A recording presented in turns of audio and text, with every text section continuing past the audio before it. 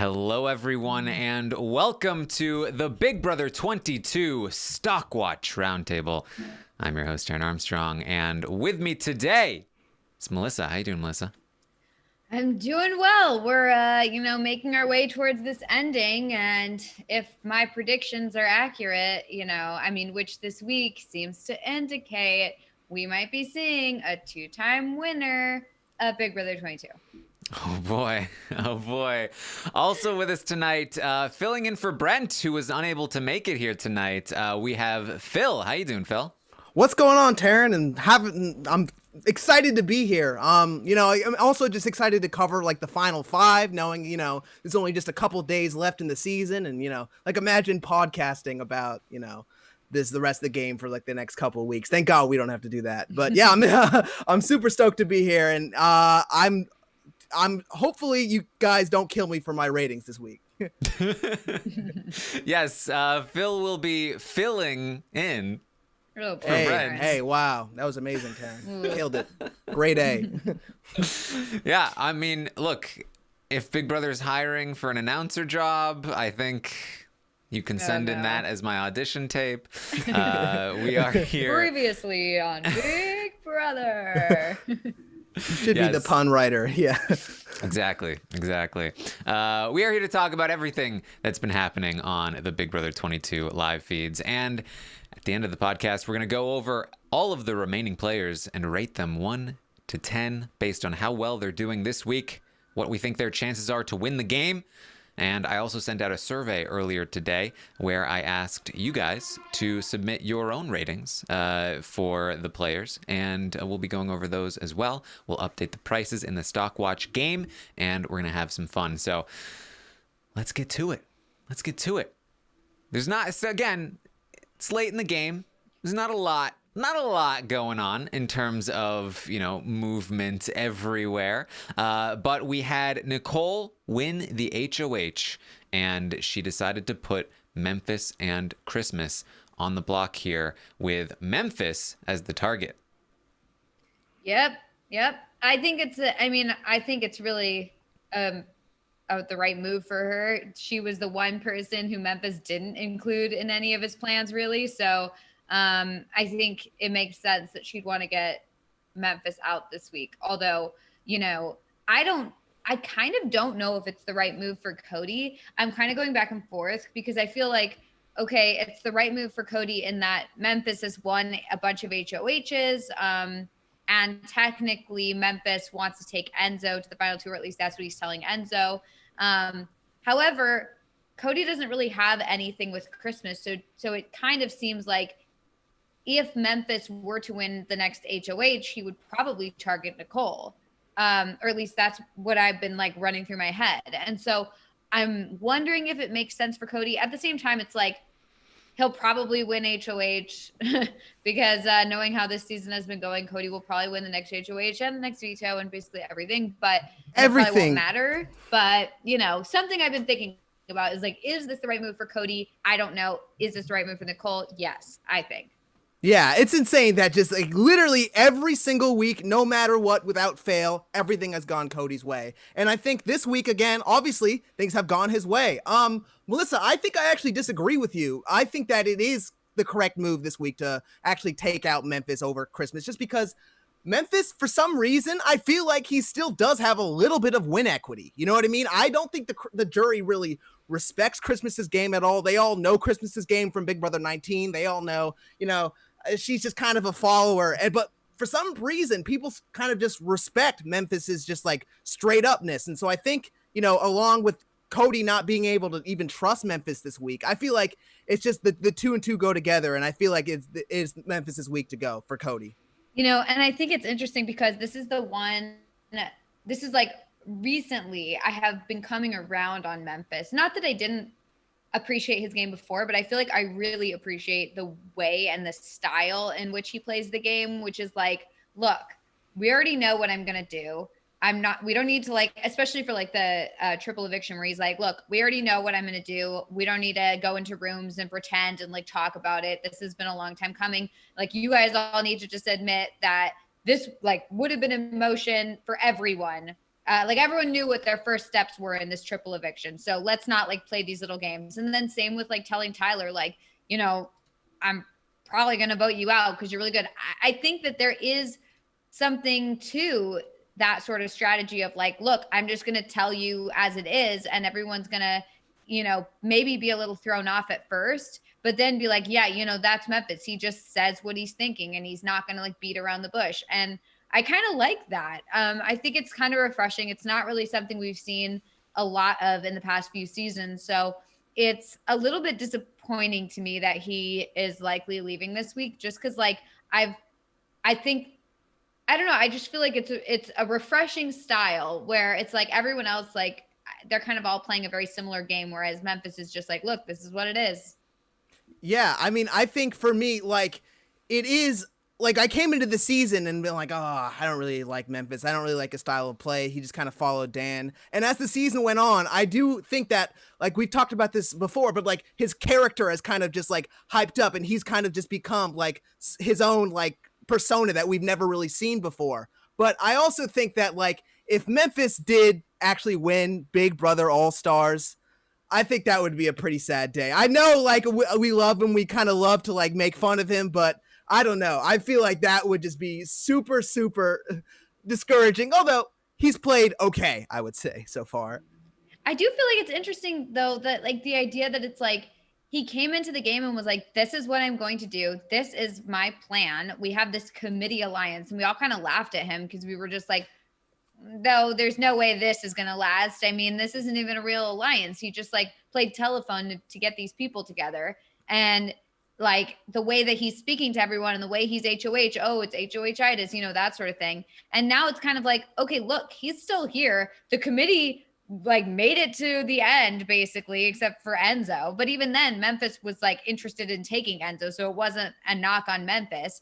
And I think that people have really come to respect in the game, like his style of communication. And I think that I prefer that a lot more than I prefer the way people were playing in the beginning, which was, I have no idea what's going on. Nobody's talking to me. Like, I hate that style where it's just like, you're not giving anyone any information, which means that the people on the block can't even campaign for themselves because they don't know who to talk to or what to say. At the very least, like if you're upfront and direct, like, look, like this is the way it's leaning, then at least they have some sort of like game board to be like, okay, these are the pieces I need to move around. Let me see what I can do. So, I mean, I wish more people played like Memphis. Obviously, he has his foibles. We all know it. But I'm just saying, like, in terms of the actual gameplay style, I kind of want to see more of that.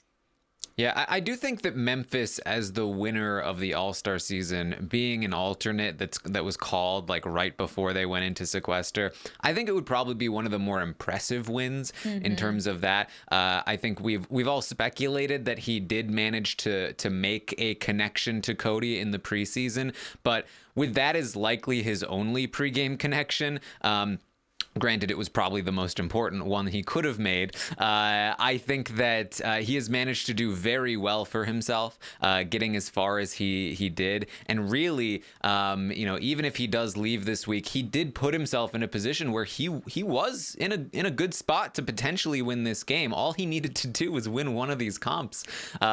Especially if Christmas doesn't drop that one ball, if he doesn't drop his balls in that HOH competition, we're looking at a Memphis or Christmas HOH. In particular, the Christmas HOH would have been so good for him. She likely would have taken out Cody this week. It would have been Nicole and Cody on the block.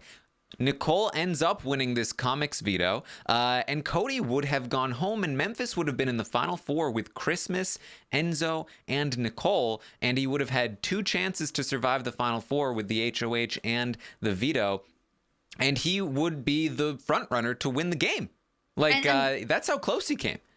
And not to like keep tooting Memphis's horn because I'm sure everybody's sick of it. But I just want to say that, like, I know one of the big critiques about Memphis is like, well, it's Memphis's way or the highway. Like he's just going to do what Memphis wants and that's it. And so there's really no getting around it. But I don't think that's necessarily true because there was the week when Tyler convinced him to make a different move. And he basically was like, no, this is better for your game. And he was like, I want to get out David, but I think that was what it was. I want to get out David, but you know what? Tyler's making good points, and I'll go with that, and we'll get out David later, you know? And I say it all the time. Like, I like when people are open to listening to like other people's game moves and opinions on the game, because if everyone just sits there and is stuck in their own ways or like stuck with their own alliance, then like, you know, the game is really boring. But if people are willing to listen and make moves that are, you know, I don't know, like that are actually good for their game, and aren't just like stuck in their ways, I think that it's much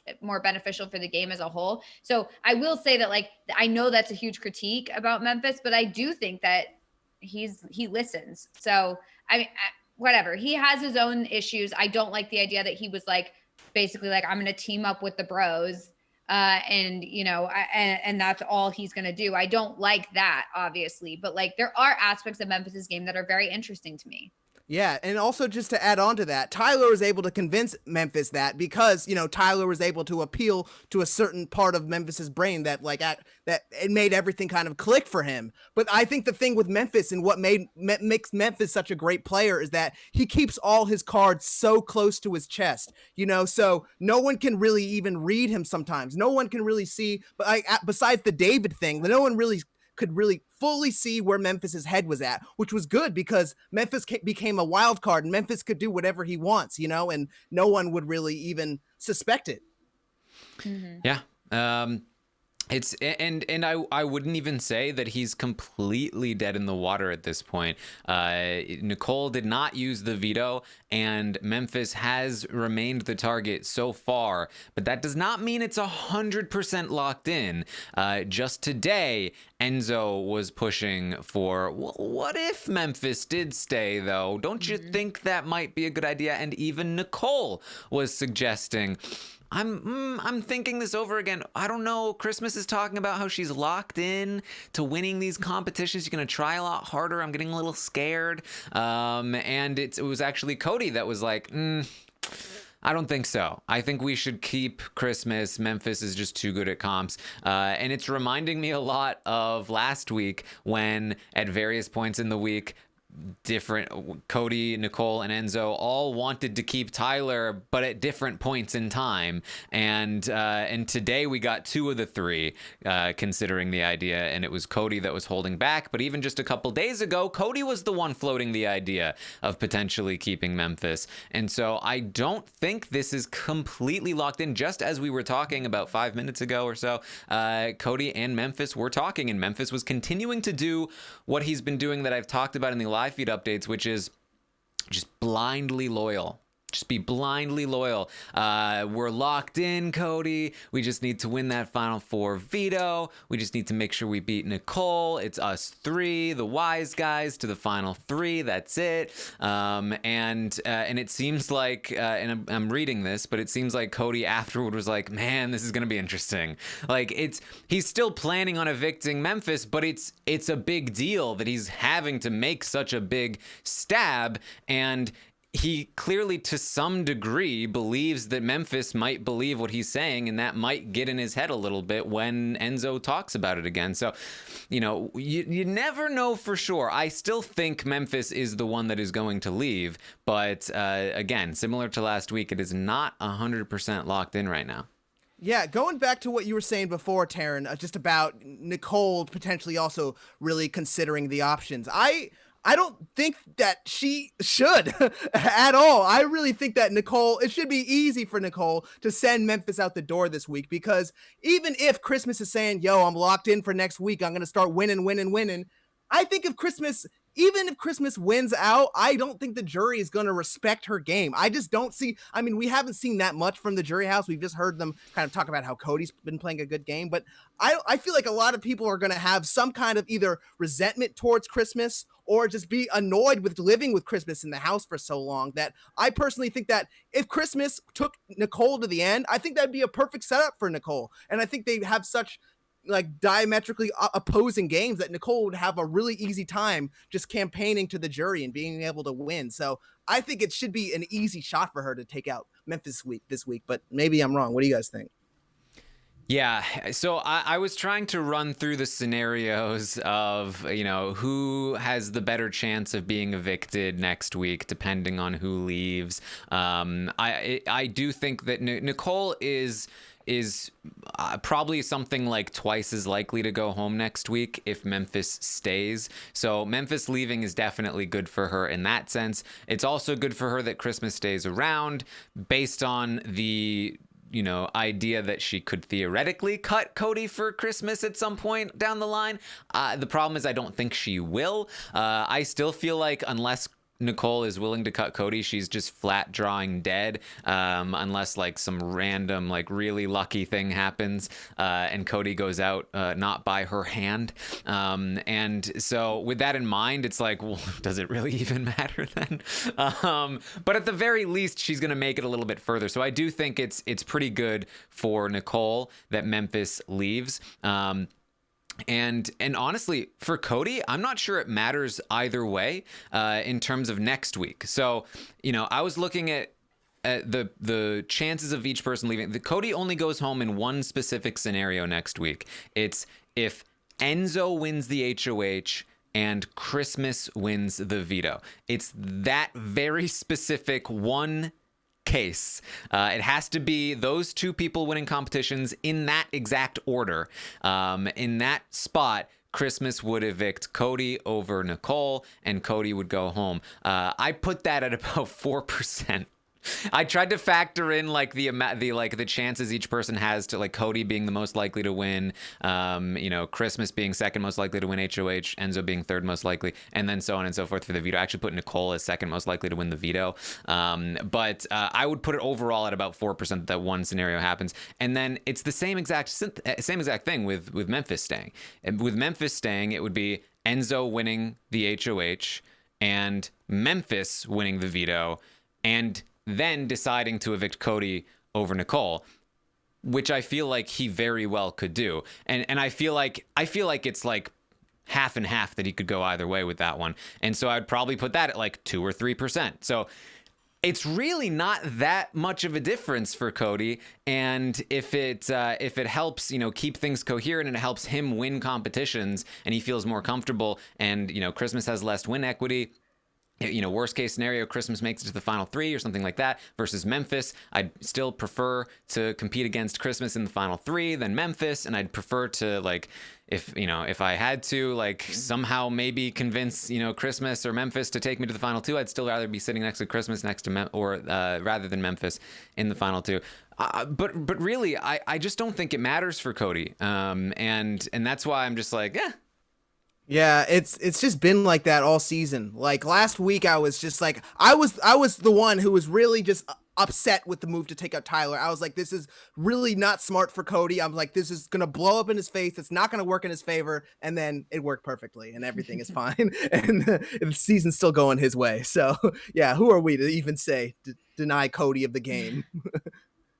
Seriously, it's gonna be very strange if we get to the end of the game and Cody doesn't win, just because everything this season has been pointing towards a Cody win. We've all been just marching towards a Cody win this entire time, and then it's similar to Paul and Big Brother 19, where the entire time we're marching towards a Paul win, and then all of a sudden Josh pulls it out. So I mean, anything is possible, but it does seem like this whole season was a waste if Cody doesn't win. I don't know. I just feel like it's okay, so what was all this for? Nothing. I don't know.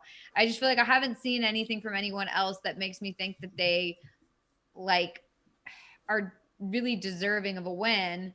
I mean, who knows what may happen down the stretch, but it just seems like Cody has, if there was an edit or whatever, Survivor, it just if Cody doesn't win, it's crazy. I don't know. So whatever. Yeah. I'm not saying that I would love to have a Cody win or anything, but it just seems what else is there at this point? I don't know. Yeah, I mean, I've been the same way ever since, even like before, ever since the triple eviction. I feel this whole season would be for naught if Cody doesn't win. I can't believe it, but I'm pulling for Cody at this point. I really want to just see if he can pull this off. Yeah, because like you were saying, like if Boston Rob got cut from Redemption Island at like the final four, then like what is the point of this whole thing? You know, I don't want to see anyone else win. I want to see Cody be able to pull it off, and that's kind of the suspense I'm getting. Even though it's not that suspenseful since he kind of has it worked out on all sides. So I guess we're gonna win. Yay. I don't know. Yeah. Well, the person I think that is by far the most likely person to go home next week, if Christmas stays, I think it's Christmas. I put it at about like 55% that she goes home. Then he gets to the final three with Enzo and Nicole. I've talked about this a lot. I just don't believe that Nicole is going to cut Cody at the final three. I think she will take him. I think she'll sit next to him, and I think she will lose. And that just leaves Enzo, if he's able to win. Would he cut Cody for Nicole? I feel like probably not, although I feel like a little bit more comfortable that he would, especially today. He just had a conversation with Christmas where he reiterated, like, Tyler told me last week I'm not going to beat Cody, and you're telling me, and Memphis is telling me, like, I'm getting the sense that I can't beat Cody in the final two. Believe me, I know. Also, I know that Cody and Nicole pre-gamed. That's definitely a thing that happened. Like I think that's one of the reasons why Enzo is trying to push for Memphis to stay, because he's starting to get worried about, am I going to get locked into this final three with Nicole and Cody where they either take each other, or like best case scenario, he takes me and I lose to him. Like, I'm starting to get the sense that he's thinking about these things more and more, and we still have a lot of time for him to continue to think about those things. So for me, I'm starting to feel like, you know, Enzo waking up and deciding to cut Cody is actually, you know, the most likely chance that Cody loses the game. I mean, yeah, I think Enzo should join up with Christmas. Because I do think Memphis has like a shot at winning if he gets there. I don't know if he will, but like I do think he has a shot. Whereas Christmas, I don't really see it. So like if Cody can join up, if Enzo can join up with Christmas and take out Cody, and then Enzo and Christmas go to the final two together, I think that's Enzo's best chance of winning. And I think that is something he needs to look into now before it gets to be too late. Because I do think that if Enzo gets to the end with Cody, or Enzo gets to the end with Nicole, I don't know if I see Enzo winning, because I don't think people see him as doing anything. Have you worked out like Enzo versus Nicole? Like, is it going to be mostly a shutout for Nicole? I think I talked about this on one of the podcasts. I just feel like I don't think they ever end up in the final two together. Because even if they are, I guess, unless it's a final three with Cody, Nicole, and Enzo, and Cody cuts, or then Enzo cuts Cody for Nicole, because I don't see Nicole cutting Cody for Enzo, then they might, that's the one scenario, because otherwise Christmas is there, and I think they both take Christmas over each other because she's the easier beat. So I think it would have to be Enzo cutting Cody for Nicole. And then if we ran through the jury votes there, I think Ian, Ian, oh man, I don't know, because if Enzo cuts Cody and takes Nicole, does Ian vote for Nicole to be like, oh, she talked Enzo into cutting Cody? Or does he vote for Enzo like, oh, Enzo cut Cody? You know, Ian did have very good things to say about Enzo during the game. He said Enzo was one of the best players of all time in the game on the feeds. But we know he also, you know, was really close to Nicole. So yeah, I don't know. I think Ian could theoretically go either way there. Yeah, I could see him voting for Nicole, just because I could see a situation where he's like, I want my eviction to like mean something. So like if I get evicted by the winner, like if she cut me so that she could win, like it means something. I don't know. I just feel like otherwise it's like, okay, great. Like I got taken out for no reason. I don't know. I just think that like, and I also think Ian's the type to reward gameplay like that, where it's like she she pulled one over on me. She got me out. Like, so like, there we go. I'm going to give it to her. But is he going to see it that way? Because if I'm Ian, and I feel like he thinks on a similar level that we do, like he thinks about the game, like I'd be kind of frustrated because Nicole didn't want him to leave. His eviction I was thought so, but then did you see that jury segment? Well, but he still doesn't. So the problem is that he still doesn't know the whole story. But now that Danny's there, he's gonna find out the whole story, which is that Nicole we'll see. tried, We'll and see. so like Ian's eviction was a failure of Nicole's, not a move of Nicole's. And I think he's gonna be like, wow, she lost me as a soldier. She lost this person is like she had no agency in the game. That's what Danny's gonna be saying. And I really feel like Enzo cutting Cody is gonna give him so much credit in the jury, especially from somebody like Ian, who's going to be looking for that move. Like Ian is a fan like us. He's looking for the Steve Moses. He's looking for the John Party. He's looking for the Drew. Like, I don't know. I do kind of feel like Enzo has a good shot at it if he cuts Cody like that. Yeah, I also just think like the jury, like half of the jury knows like this season's probably boring to us, and so Enzo cutting Cody is such a huge, colossal move. They're gonna be like, finally, someone played the game, someone did something, and so I definitely think that that's gonna influence a lot of the jurors. So I would say that Enzo cutting Cody would like really increase his chances. I think for most people. Yeah, and then I would say Davon and Kevin are both definitely Enzo votes over Nicole. I would say David probably too. I think David was disappointed in Enzo for not making a move during his eviction, but if Enzo does make the move to take out Cody, I think he flips over there.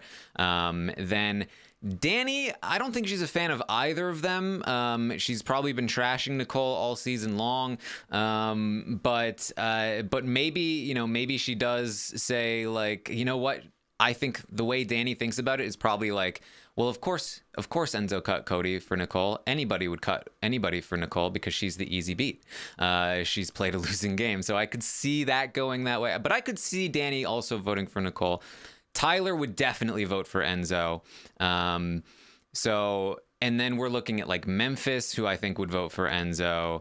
I kind of feel like Enzo takes it. Yeah.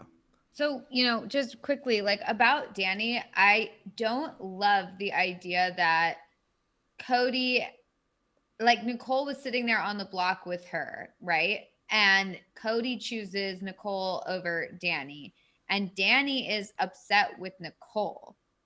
Like she's upset with Nicole that Cody chose Nicole over her and that Cody was closer to Nicole. I don't love the idea that it's like you blame the girl when the guy is the one who like betrayed you and like was the problem. It's like when like, your boyfriend cheats on you and you blame the girl instead of the guy. It's like, what are you doing? Like he's the one who cheated. Like, you know what I mean? Like, yeah, they both cheated, but he's the one who was supposed to be faithful to you. So why are you upset with the girl? Like it's very, I don't love it. I get that she's upset that like, it's like the logic, the steps are there where it's like, Cody betrayed me. So like it means he was closer to Nicole than he was with me. The next step should be like Cody, like I'm mad at Cody because he betrayed me. Instead, it's like I'm mad at Nicole because Cody betrayed me. It's like I don't love that like leap in logic. It's very like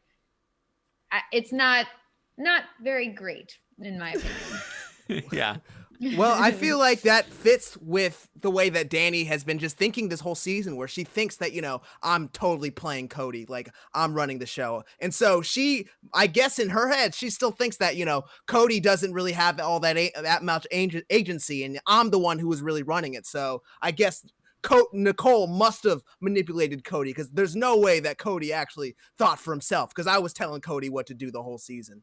But it's also not a super great look when she's telling, like, sorry, I'm talking about like the jury segment, but I haven't gotten to talk since that jury segment came on. But basically, like, I don't love how she's like, well, the reason why they kicked me out over Nicole is because I'm playing a masterful game and Nicole is not playing anything. It's like, okay, no, not quite. And maybe like don't say that, even though like, cause she doesn't know what's going on. You know, it's like, she doesn't know like what's in Nicole's game or what's in everybody else's game until she sees the show afterwards. And so it's like, for now, maybe just like not brag about yourself while you're sitting in the jury house, just for now. And then maybe it's justified later, but like, it's not a good look if you're bragging about yourself when you shouldn't be bragging about yourself. I don't know. I just feel like it was not a great jury segment for Danny, I will say. Well, I mean, we say this, but in the Legacy Watch, Danny actually moved up after being evicted. Your Legacy Watch was garbage this week, and I don't put this on me. Nothing to do with it. I watched it and I was like, okay, this is clearly like the polls were rigged. Like, I don't know. This is not real. There's no way that any of that was accurate. So I'm just going to cut this week out and just like scoop it up and move it. And then like, let's go back to the previous week and we'll skip ahead to the next week. Cause this Legacy Watch, like it means nothing to me this week cause it was so bad. No offense to the voters. Yeah. So you know, I'm thinking through this. I think Nicole versus Enzo. I think the only way Nicole wins, and it's maybe possible, is if she gets all of a Christmas, who votes Nicole. I could see that, and Memphis, who's bitter at Enzo for cutting him, maybe, and Danny, who votes for Nicole despite what she's saying in the jury, and Cody, who's bitter at Enzo for cutting him, and Ian, who's gonna go ahead and cast that vote. I think all 5 of those, I'm not sure. I think Christmas is the most locked in vote for Nicole. All the others, I'm like, could go either way. Whereas Enzo, I feel like, has a few locked in votes, and all he needs is just a couple of those coin flips, and I think he has it. Yeah, I think that totally, like. Well, I'm also thinking about what if Christmas, let's say it's the final 4 and they cut Memphis this week, right? And it's your scenario where Enzo wins HOH and Christmas wins the veto and she takes out Cody. And then it's the final 3 with Christmas, Nicole, Cody. Is there, like, let's say there's a world where Nicole picks, or no, Nicole wouldn't pick. She would Enzo. take Christmas, I think. Yeah, she would take Christmas. I think they would both take Christmas. Yeah, they would both take Christmas. So yeah, never mind. That is the only scenario. And that's her best case scenario. Like that's like Nicole should be praying to the Big Brother gods that that exact scenario happens, because that's her only win case beyond cutting Cody herself, I think, is if so the competitions have to go in a very specific order here. It has to go Enzo wins the final 4 HOH, Christmas wins the final 4 veto, and then Nicole wins the final 3 HOH and takes Christmas. I love how we're just talking about a world where Cody does not win this season. Well, yeah, I feel like that's literally the only other scenario. It's like either Cody wins or Cody doesn't win. It's not like some other scenario where like someone like pulls ahead and is super amazing and wins. It's like, no, it's like either Cody's going to win or Cody's not going to win. And that's all we can really discuss. And it's not even a 50-50 comparable like decision either. It's all in Cody's favor. It really is. It's like 70-30. Yeah. I think that the other thing to think about is this Enzo play with Christmas. He's now thinking, okay, Christmas is going to stay. He's going to start to work on Christmas. Now he has an advantage here because he was in the Wise Guys with Christmas. And so this is something that Cody came up with, that Enzo is really running with, which is, okay, I'm really going to paint Cody and Nicole as the duo, as the pair, as the people that are going to win this game. The two of them together, they've been running the game the whole time. They had a pregame arrangement. I know I can't get in there. They're going to take each other to the end. I can't beat either of them in the end. I know I need to go against you, Christmas. And he's working already to try and get Christmas to actually evict Nicole over him in the final 4, which I talked about just this morning. I don't think that's impossible. I think that there is a case to be made for Enzo to say Nicole is actually harder to beat than me. She's the one who's attached to Cody. There's a reason she didn't target him this week, so on and so forth. And if that's the case, if he can flip Christmas, then Nicole is really in trouble next week, because if Christmas is willing to cut Nicole over Enzo, that's a big flip right there. And then also, if Enzo really is thinking a little bit of this, he really is thinking, I wouldn't mind going to the end with Christmas and Cody instead of Nicole and Cody, because Christmas will take me, Cody will take me, and I can take Christmas if I need to. Then he could win, theoretically, in the Final Four and cut Nicole over Christmas. Now, that kind of puts him in the same spot Nicole would be if she tried to do that to Enzo over Christmas, which is that it gives Cody no incentive to follow through in the Final Three and take him over Christmas, because he could just take Christmas. But it kind of gives Enzo a spot as well, where if he can convince Christmas to evict Nicole, that may be one of his better case scenarios to get Christmas into the Final Three and get in a spot where he's guaranteed Final Two against one person who he can definitely beat. And so I like what Enzo's doing here, trying to work on Christmas. We'll have to wait and see if it works. Yep. So we've got that going.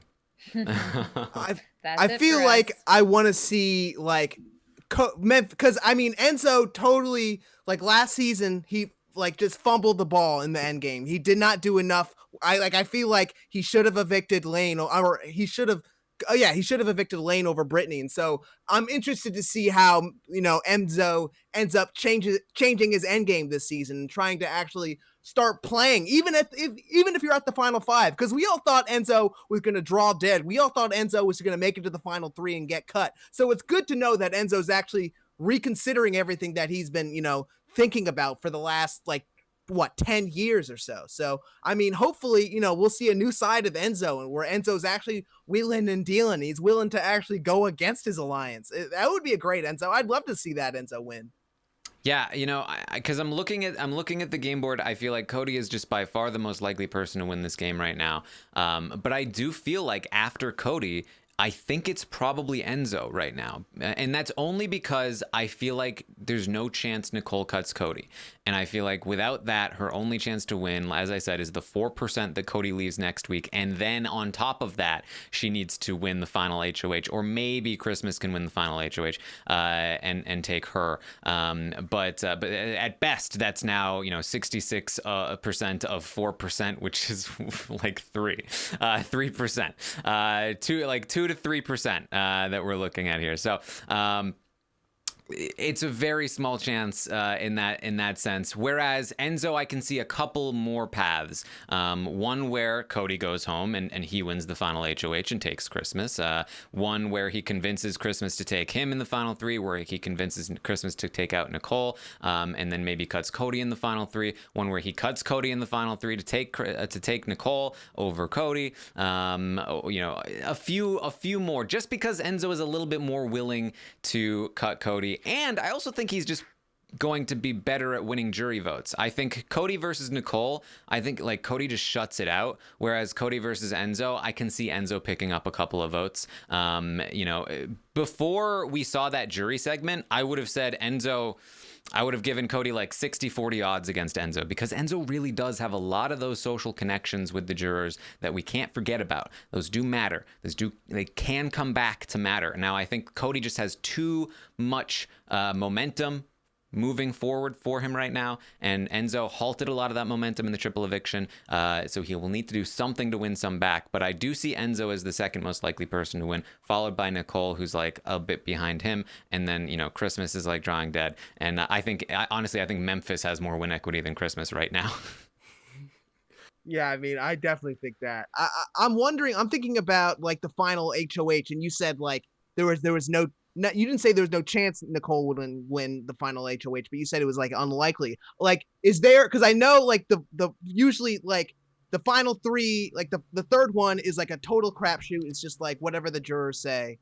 I do think I think Nicole can win the final three HOH. It's just a matter of I don't think there's no chance she cuts Cody, but I do think she can win. So yeah, lately the final part of the final competition has been questions on actual events, like actual trivia questions, as opposed to what did this juror say about X, which tends to be more of a crapshoot.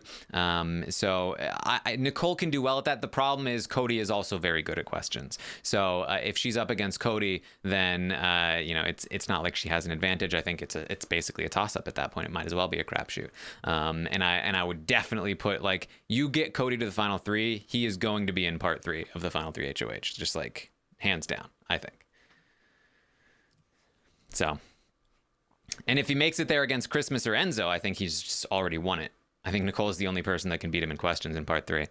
I think Enzo, I think Cody just has it. Like, he just has something in his head that he has, like, this determination. Like, he also knows he's been working hard this season. And I think there is no way that if Cody makes it to the final 3, he's winning that final 3 HOH. If it's not going to be the crapshoot, then I think he's just going to have something like that absolute determination to say, I need to win this for myself because I can't trust anybody else to take me to the end.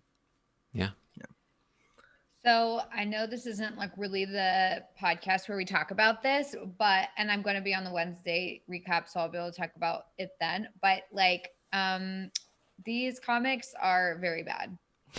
And I think we can all agree that there's no creativity in them, and that it seems like they basically made them prior to the season and were like, yeah, this works. None of them make any sense, or like, I mean, all the players are based on their previous seasons, and it's just, some of them just don't make any sense. Davon's, I don't understand it. Memphis, I don't get it. Say this, hold on. Has any other comic from any other season spawned a sex toy? I mean, that is a question not for me. That is a question for someone else, and the answer is maybe. I guess maybe, but we know for sure that this one has. I just feel like it's the same thing with Zingbot, which, like, Zingbot this year, like, was up, and I think here's the thing is, every year we look forward to Zingbot and we look forward to the comics because we feel like it lets the house guests in on what we think of them. Just a little hint of like what we think of them. And it makes us feel good because it's like, okay, now he knows that like we think he's super sneaky, or now she knows that we think she's a rat or something like that. Like, it's stuff like that where it's like, you like the idea that they're kind of getting a taste of like what the outside world thinks of them in their game. And if you're using stuff from their previous seasons and you're using stuff that isn't relevant, like, I mean, if I was in the house and I saw Davon's thing and I'm Davon, and I would be like, what does this mean? Like, what did they think of me? Why am I like daydream or whatever? Okay, like, the Davon one, can somebody explain it to me? Because no, that's I don't the thing is, understand it at all. If we from the outside, who are literally on podcasts for this every single week, have to ask like what this refers to, that's not good. That's not a good comic. Like, what is Davon's about? Like, also, like, Kevin's like, okay, bandana. Okay, he wears a bandana, but what do the animals have to do with anything? Like, Memphis, what does that have to do with anything? Danny's, there's nothing about Danny from this season besides her Battle Alliance from her previous season. Like, I mean...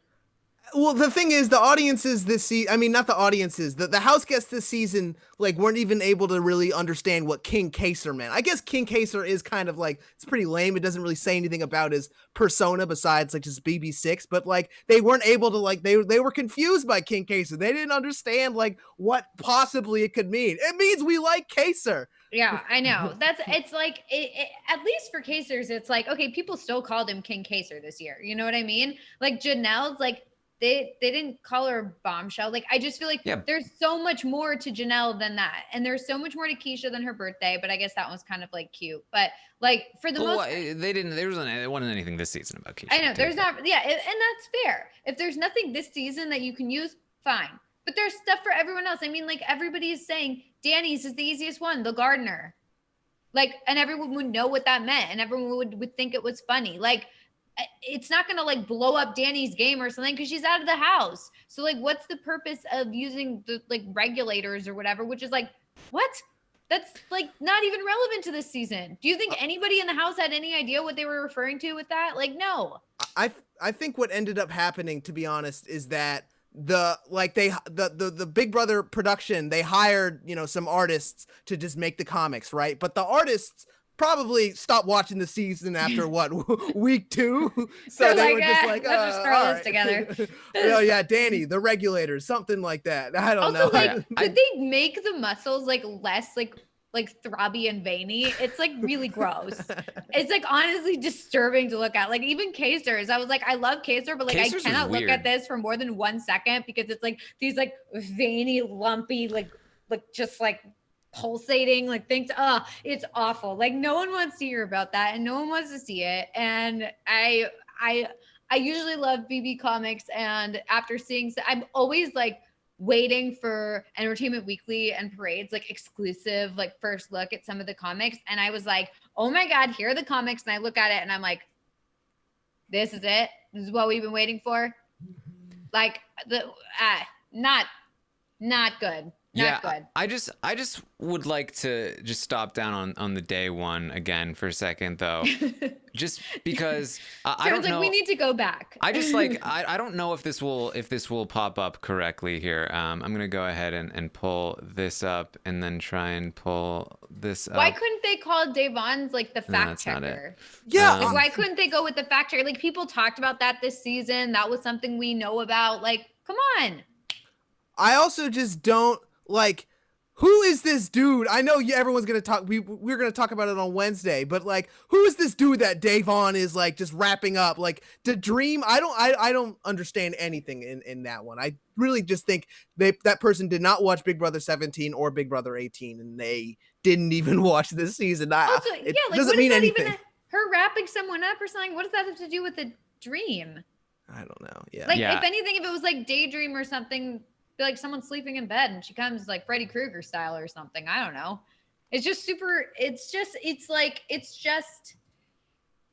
lack of effort, like lack of creativity. Look, like these cartoons, they're beautiful, whatever, these comics, they're, whoever drew them, very well done, all that. But like, come on, like there's gotta be some creativity there. So this is I'm showing this on the video if you're watching along. This is Daydream is the day comic here. Oh, Daydream. Daydream. Okay. And it's this weird mustache guy who is dreaming. And why is he all muscular? Right. It's a comic. Look, they literally can't take 1 second to not make somebody super veiny and muscular. Like even shiny the too. Yeah. And so here's the thing. He's weird. dreaming at night.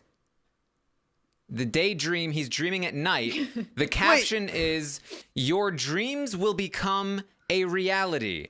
And what he's dreaming about is Davon tying him up with a blue rope, and he's making a face that I don't like if this is about his dreams, and this just feels very wrong to me. Look, Taryn, it's all about the muscles, and really, that's really what we should be looking at here. Muscles and open mouths and shocked faces, and like this feels to me like it's about the mustache guy more than it's about Davon. Yeah, he's featured twice. It just Davon's sums up. just standing there.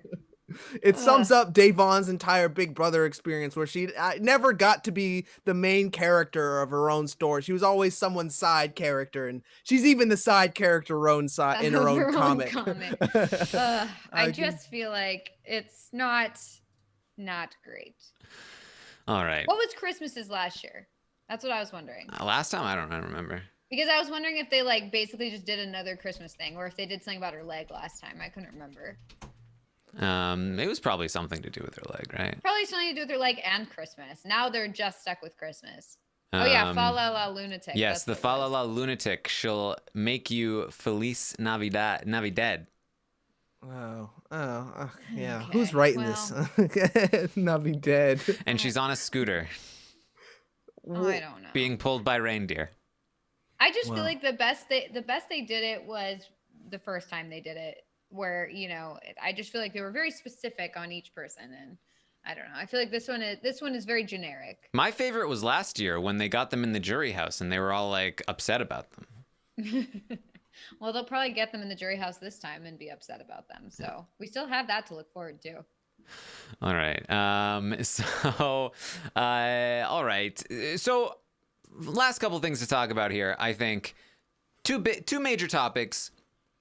We already talked about, we already talked about one of them. Will anyone cut Cody? You guys agree with? Do you guys agree with me that I feel like Nicole, there's basically no chance. I feel like Enzo, there's maybe like a teeny bit. Yeah, like this big.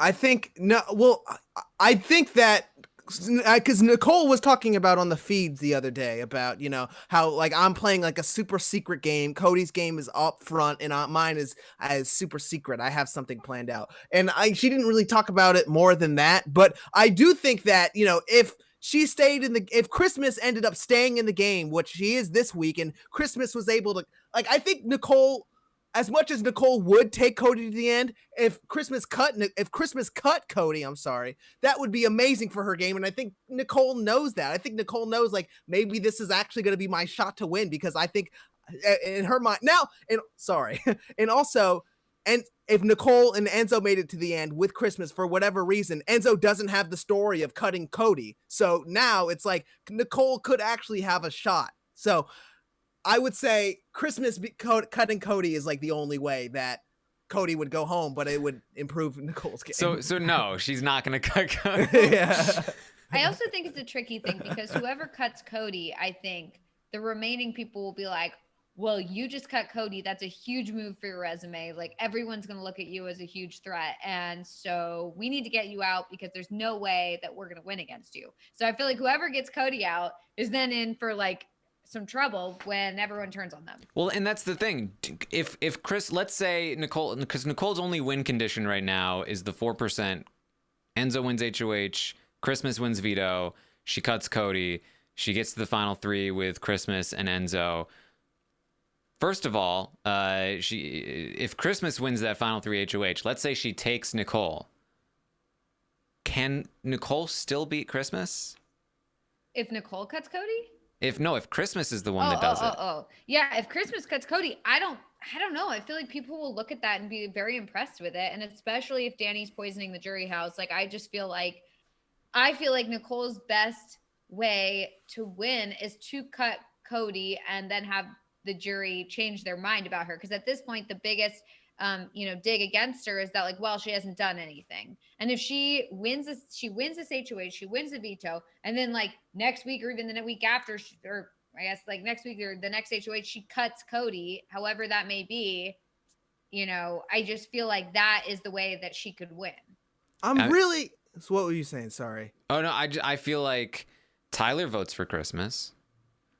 I feel like Memphis votes for Christmas. I think that they're both going to have some amount of sway. I think that somebody like David might be willing to vote for Christmas if she's the one that took out Cody. I think David would really respect that. That's 3 votes. I could see Ian maybe respecting Christmas. I could see Davon, Kevin really maybe respecting Christmas. Like, I don't think it's a given. I think if Christmas wins if she takes out Cody and then she also takes out Enzo, I think she has a chance. I think she has a small chance. I think she has a chance. I think there's an element, though, in an all-star season where jurors like to know, like, I think in any season, you know, jurors like to be proud of the winner that they have and say, this is the person that won my season. I want to be happy with that. And so within an all-star season, unfortunately, like, past reputations do come into play, regardless or not if, you know, we think that actually matters in this game. But I do think that there's so many people that came into this game and they saw Christmas and they automatically just counted her out. They just did not respect her. And I do think that if Christmas waited to the end, and even if she does cut Cody, people are going to be like, am I really going to vote for Christmas right now? Am I going to be proud with the fact that Christmas Abbott has won Big Brother All-Stars? I don't know. Maybe so. I mean, who knows with these guys, but I do think that always plays a part into just the way the jury works and the jury mindset, I would say. Yeah, I mean, I really, I don't know.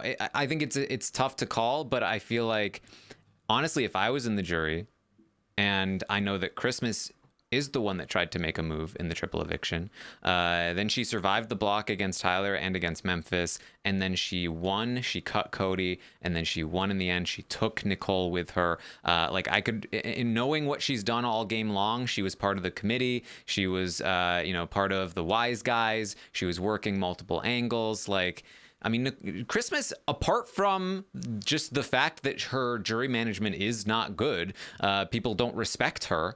She's played a pretty decent game. She's probably played a more active game than Nicole. And juries tend to like active games when it comes to respect. So I don't know. Like I said, I don't think she's like a lock to win against Nicole, but I don't think Nicole is a lock to win against her in this scenario, which is the only scenario where Nicole's not up against Cody, who I feel like can Nicole beat Cody? Because I really just don't see it. The only thing I'd be thinking about in regards to a Christmas win would be Devon and Kevin and David. Do we see them voting for Christmas? I don't know if I see them voting for Christmas. I think David will. If Christmas is the one that takes out Cody, I think David would be like, you slew the giant. You got my vote, especially because he's going to be, I think, probably buddies with Tyler in the jury. Tyler's going to be singing Christmas's praises. I was working with her all season long. She's been playing a great game.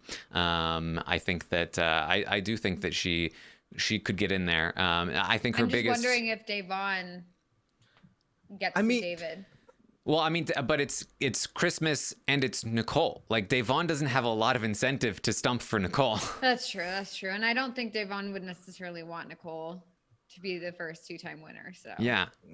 I also just think that like Devon also just doesn't really have that much sway in the jury house. Like, I mean, we've just seen her speeches and we've seen like how little they have actually like influenced the house guests at all. In fact, they've kind of turned the house guests even more against her. So I don't know. I really don't think that anything that she says would unfortunately even matter to the jurors.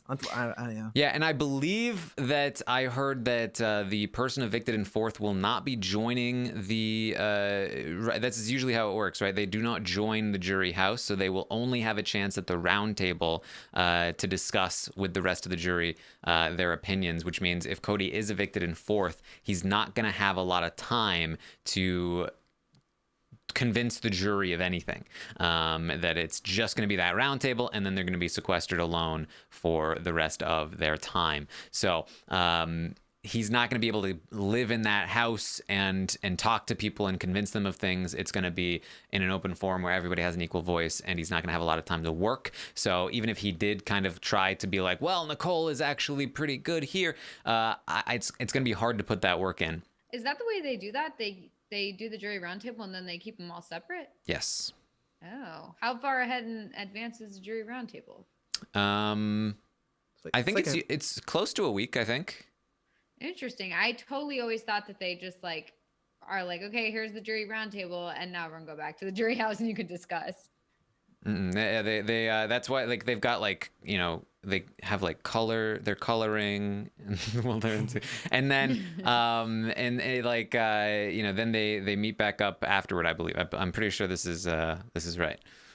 So if we think that Nicole is drawing dead, right? I'm so curious because Nicole does want to take Cody to the end. I'm so fascinated. I want to see what Nicole's going to say, what things she has up her sleeve that she thinks she can pull out and be like, I got you all, you know, like it's like some kind of Derek thing where she's like, I'm a cop. I don't know what she thinks she has, like what ace she has up her sleeve, but I have no idea what she could say. It doesn't matter what she says. I think if she makes it at the end with Cody, it's over, but she seems to have something kind of planned out, I would say. Yeah.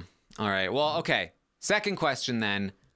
Who does Cody pick between Nicole and Enzo? And I do want, before we talk about that, I did poll the audience about the Cody thing. Who is more likely to cut Cody?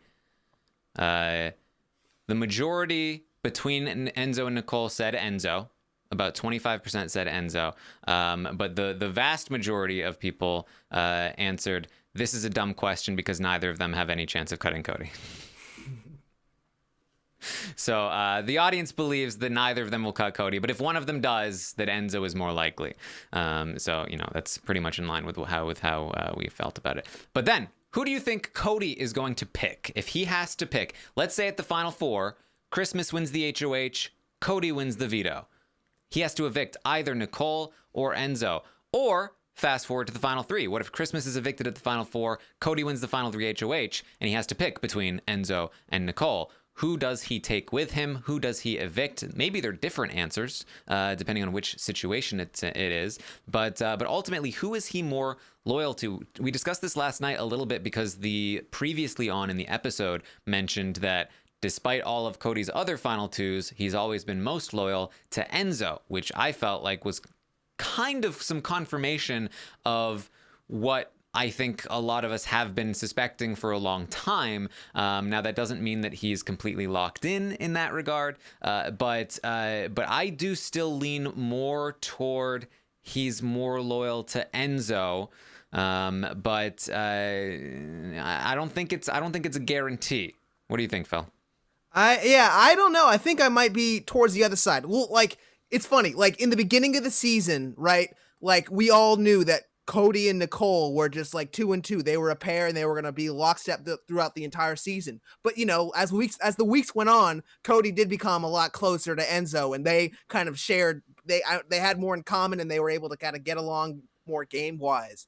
But just looking at the end game and just looking at, like, I guess, juror perception, I know it's always hard to say because Cody kind of just tells everyone what they want to hear. But I do think that Cody does have a better shot of beating Nicole than he does Enzo, because he doesn't know about the whole what the jury thinks. But I do know that he knows that Enzo has a fantastic social game. He knows that. He knows how much people love Enzo, and I think that is a threatening thing for him. I think he also knows, like, people kind of think Nicole is like a little bit annoying, and like they kind of don't respect her as much as they do Enzo. So, but remember, Cody also is now under the impression that Nicole and Danny had a final two all season long, and that they were actually secretly most loyal to each other. And so I would imagine that Cody feels like Danny right now is stumping for Nicole in the jury house rather than the other way around. Yeah, but even so, I don't think he would want to, at this point, he wouldn't really want to take anything out on her or anything like that. It's just about, I just need to take someone to the end. And so right, I could beat them. I think what I'm saying is that, like, if Danny is pro Nicole in the jury house and anti Cody, right. then it's very dangerous to take Nicole, because Danny's going to have a lot of information that she can use against Cody and for Nicole, which is why Nicole is likely going to have such a problem winning, because Danny is so anti Nicole in the jury house, but if he feels like it's the other way around, then and she's talked with Cody about, like, oh, Enzo has done nothing. Enzo's been a nothing player in this game. Why is he even part of the core four? And so he probably feels like, I might be able to get Danny's vote against Enzo, but not against Nicole. But he might feel like, well, with Tyler, I might be able to get Tyler's vote over Nicole rather than Enzo. So, I'm not sure. Yeah, I think you have kind of, you've not totally convinced me, but I actually do. I mean, that is very true. And so I'm interested to see what happens, but I'm more still inclined to think that he just knows that what would Danny actually do? What would Danny actually say to the jury that would really, like, are they really going to be rallying for Nicole? Are they really going to be that excited for Nicole? I mean, I don't know what Cody's thinking about the jury, but I think he might see that Enzo, like, the jury might actually respect Enzo more, even though they don't. Yeah, I think, honestly, I feel like, in my opinion, I feel like Cody probably hasn't, like, 100% chosen yet. I feel like in his mind, it's just like, I'm going to get there. I'm going to get there first. I'm going to win, and then I'll decide. And I'm inclined to believe he will decide Enzo, because he's telling them both the same things. He's telling them both he's going to take them both. He's told Enzo more than he's told Nicole at times. He's told Nicole more than he's told Enzo at times. And I think he's just been fully loyal to both of them. It's never conflicted before, and I don't think it ever will until the moment comes. And then I think he's going to decide. And I think he could still theoretically go either way, although I am inclined to believe he will decide a little bit more toward Enzo. But if it happened in the final four, I think he might be like, oh, I don't know if I can rely on Enzo to win in the final three HOH. Maybe I need Nicole there. She's a little more likely to beat Christmas, and then we can lock up our final two. But then he has to worry about, like, was Nicole going to cut me, or is Enzo going to cut me? So who knows?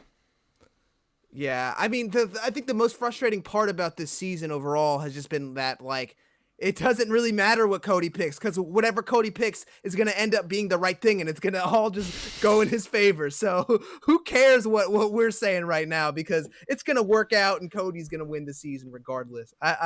But I'm now thinking about, like, the final four, and I think, obviously Cody would want someone that would take him to the end, but I feel like having both Nicole and Enzo on your side versus Christmas might not be your best bet. I think at this point, he just knows he has to win it for himself. And I think he'd be more so thinking about that than thinking, because Enzo and Nicole both kind of have flip-flopped on competitions like a little bit this season. Yeah. All right. So that's kind of where we are. Are you guys ready for the stock watch? Yes. All right. Let's move on to the stock watch here. All right. Okay. So in the stock watch, we go over the players, each of the players remaining in the game. We rate them on a 1 out of 10 scale, and it's based on how well they're doing, what their chances are to win, and all of that. So I polled the audience to get their opinion on what they think each player is worth rating wise, and we're each going to give our own ratings as well. So we're going to start with Christmas. How do we feel about Christmas? Phil, let's start with you. How do you feel about Christmas? So this week I mean, I haven't been totally impressed with Christmas, but I do like that Christmas, at the very least, she knows that Cody is the number one threat and he's the biggest threat to her game. And she knows that no matter what, she needs to take him out to even have a fighting shot. And so her trying to campaign to Enzo, her trying to campaign to Nicole has at least impressed me a little bit, but at the same time, it's too little too late at this point, and the game's so stacked up against her favor. I don't really see things changing for her. So that's where I'm at with Christmas right now. All right, what score would you give her? I am currently I am at a 4, I would say, for Christmas this week. I think that she is not playing the absolute worst game. She's playing with the cards she's dealt with, but it's still, her cards aren't that great, and so I don't see her. Yeah, this week has not been the best for her. Yeah, I'm also at a 4 for Christmas. I think that she's in a very rough spot here. She's, I think, more than a coin flip's chance to leave at the final 4, and then she probably has to win the final 3 in order to survive and make it to the final 2. She's basically gonna have to win out at some point. And then even if she does, she's still not like a lock to win. Like, she could win out and then still lose, and that's pretty bad.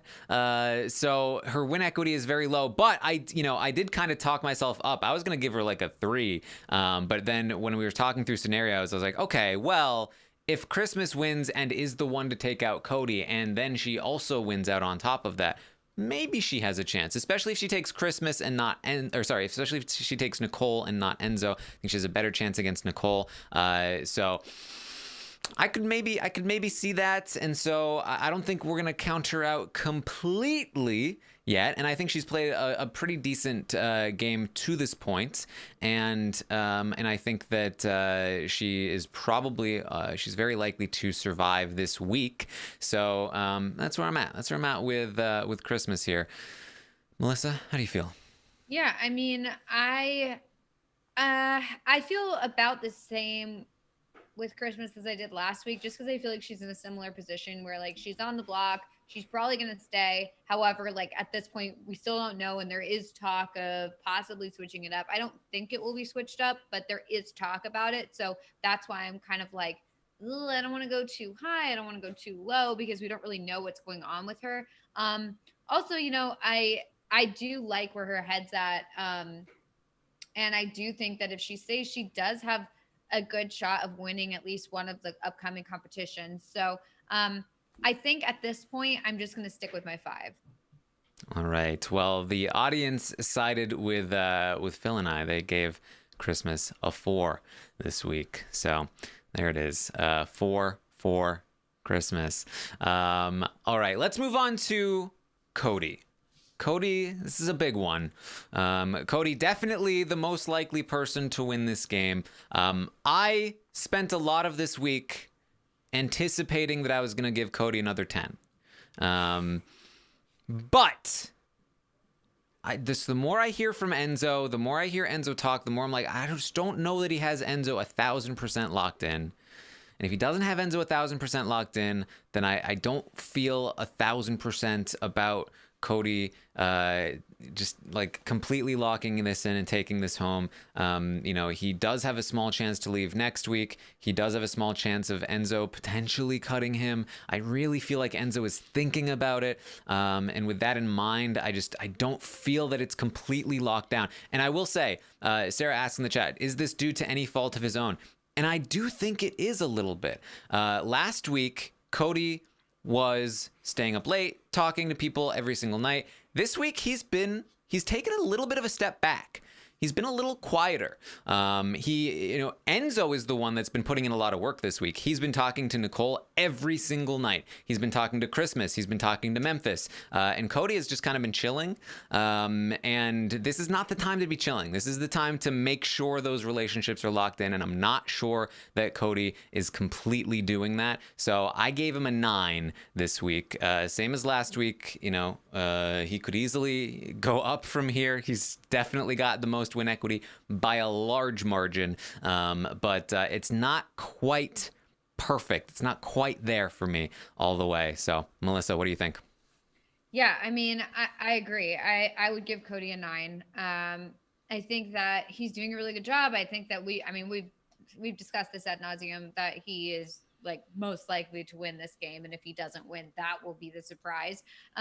So I think he's doing a great job. I'm not so sure it's a 10, just because I do think there is a possibility that he could get taken out, and I think that it would be really good for somebody's resume to take him out, and I think people are starting to realize that. So yeah, 9 for me.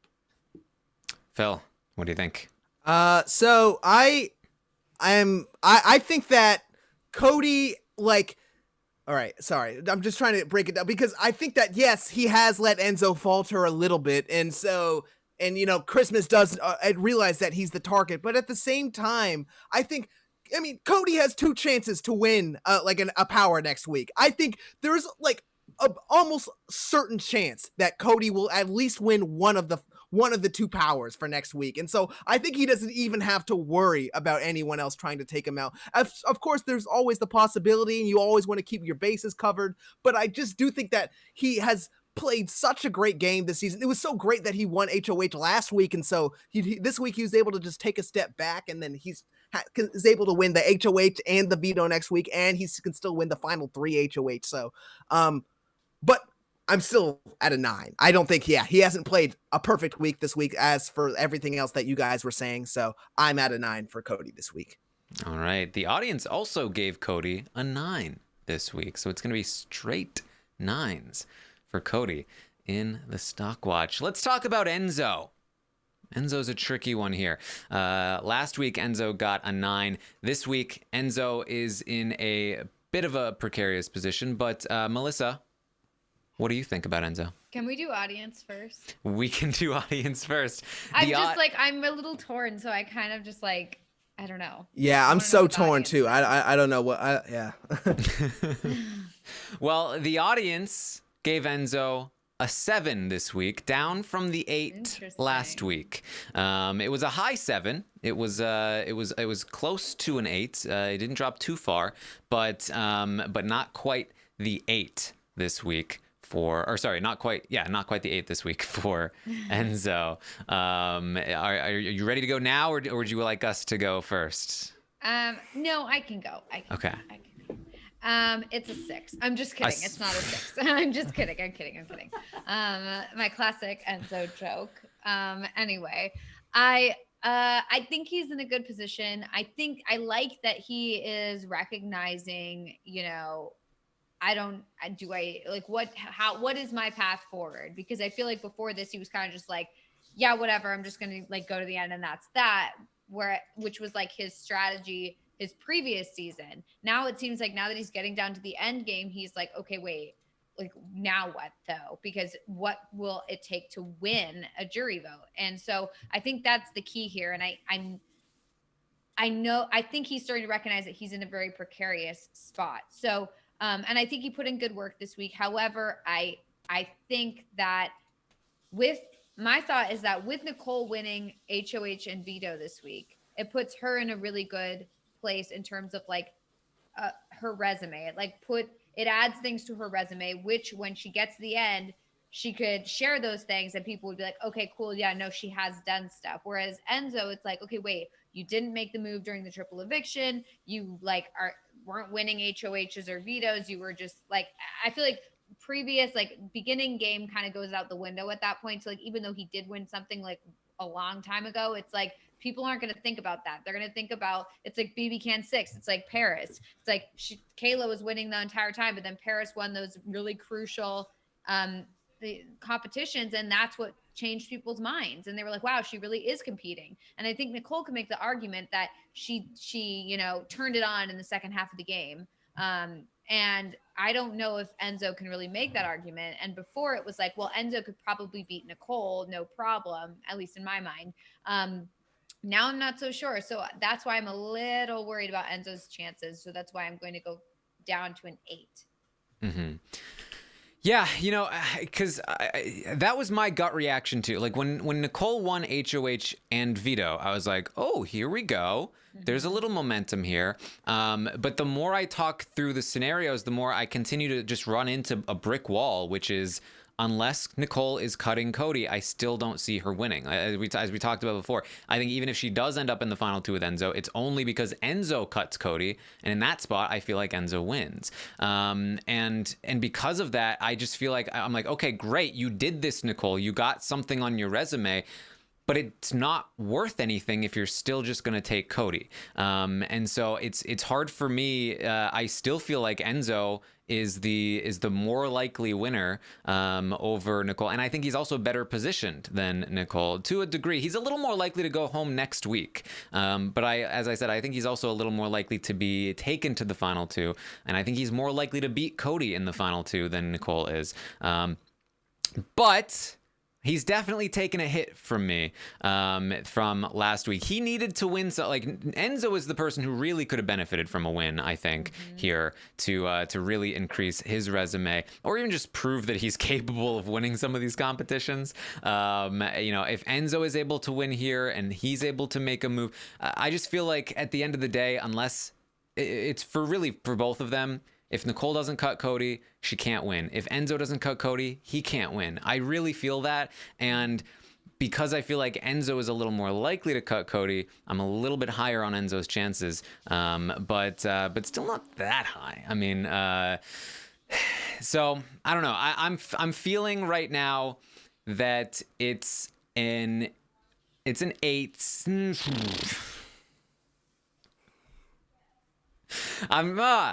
I want to give him a 7. I'm going to give him a 7. That's how I feel about Enzo. I just feel like Cody is just so much more likely to win than Enzo is. And I want to be like, I just feel like there's too much of a gap. I'm giving him a 7. Phil, what do you think?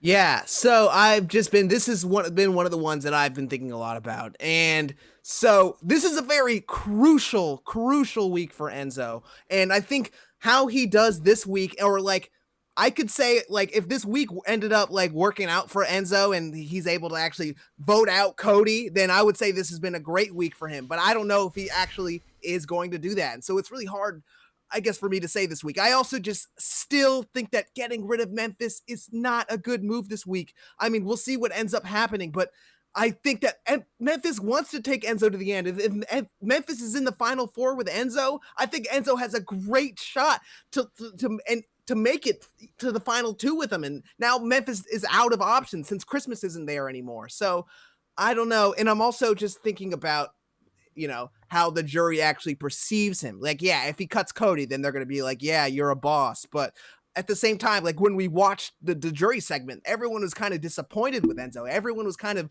down on him. They're like, oh, it was lame. He didn't make the move. What is Enzo doing? He's not doing that much. So all that to say that I was in between a 7 and an 8, but I'm going to stick with the 7 that I had because I just think that he is doing good work this week, but I don't think this work is actually going to manifest and pay off in the way that he wants it to, or that we want him to. So I don't know. All right. So there it is for Enzo, down to a 7 this week for Enzo. Okay, let's move on to Memphis. I can tell you that, let's see. Oh, no, we started with the audience last time. Phil, how do you feel about Memphis? Yeah, this one was also hard for me, but I think that Memphis, his mode of campaigning this week actually has been kind of interesting. Just like we've all talked about it before, but just his straight up approach of just talking to Cody and Enzo. Like, yeah, it's like, oh yeah, I'm on the block, but like, I'm obviously not going home. Like, what's our move next week, boys? You know what I mean? Like that's kind of just the way he's been operating. And so I've liked that from him. But at the same time, the Wise Guys Alliance has completely blown up in his face this week. I mean, Cody already knows everything. So like Cody has completely lost trust in him and he has no idea. He has no idea how tight Cody and Nicole are, which is definitely going to hurt him. And I think that the deal that he made with Nicole, I mean, we saw it in the episode last night, but and we saw it in Nicole's DRs. It was horrible. She said, like, you're not even offering me that much. You're just saying you'll keep me safe for Final Four, but like I want to be in the final two. So I am at a 5 for Memphis this week. I might regret this, but I feel like you were leading up to like a 2 there. I was like, wow, this is gonna be a low one, guys. And then he's like, it's a 5. It's like because he does have win equity. I'm gonna give him a 4. I'm gonna give Memphis a 4. No, this you week. don't have to change it. No, because you are right. Like I think I came into this more with like Memphis does have a lot of win equity, but at the same time, Memphis is probably going home this week. I'm at a 4 from Memphis. I'm firm with that. Yes, a 4. Well, I'm at a 4 as well. I agree with what you were saying. I think that the reason why I'm not any lower than that is because like now there's like a tiny possibility that maybe he stays, and if he stays, then maybe that he makes it far. Who knows? But yeah, I feel like he doesn't realize how much danger he's in right now. So yeah, it's unfortunate because I do think he was playing pretty well and he was a solid like 7, I think, for a while for me. But yeah, the odds are he's gonna leave, and I'm only holding out hope that there's like a slim chance that he stays, and that's why his score is like not tanking. Yeah, for me it's a 3. I feel like because there's a chance he stays, then if he does stay, I think he still needs to win out from that point. But if he does, unlike Christmas, I think he's basically a lock to win the game. I think that if Memphis wins at Final Four, wins at Final 3, he's not taking Cody, which means he's taking either Nicole or Enzo. I think he beats both of them if he wins out from there, and I think he wins the game. And so all it takes is staying this week and then winning at least 2 competitions. So with that in mind, that's a long haul, but he has more of a path than Christmas does, assuming that both of them stay. The problem is, and the reason he's behind Christmas, is that he's likely going to go.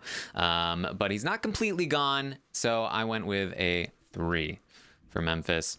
The audience agreed with you guys. They went with a 4. There you go. Yep. All right. let's talk about Nicole. Let's talk about Nicole, because Nicole is somebody, like I said, at the start of this week, I was like, okay, I'm feeling this. She won the HOH. She won the veto. Especially when she won the veto, I was like, oh, here we go.